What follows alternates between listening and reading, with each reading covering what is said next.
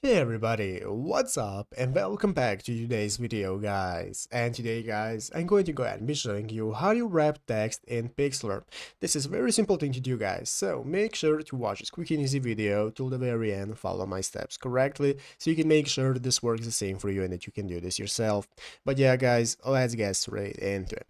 So the first thing you want to do guys is go ahead and open up the official Pixlr application on your mobile phone if you haven't already. As you can see, here's my application I have downloaded from the App Store, so I'm going to go ahead and open it up, and after opening it up you'll be greeted by this main page right here, which is the home page of the Pixlr application, where we can see all the options we can access, such as accessing our camera to take a new picture, opening up our gallery, and so on.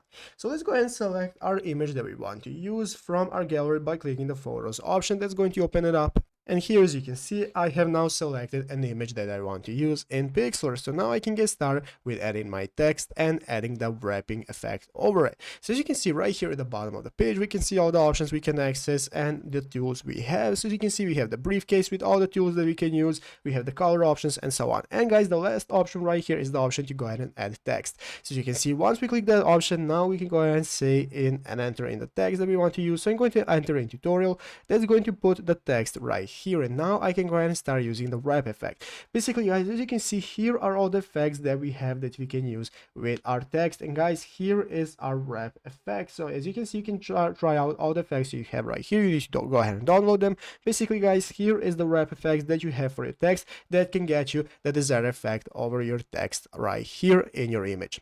But yeah guys, basically that is it, how to do it. So I hope this video was helpful. If it was, make sure to leave a like, subscribe to the channel. So guys, thanks for watching, take care, and bye.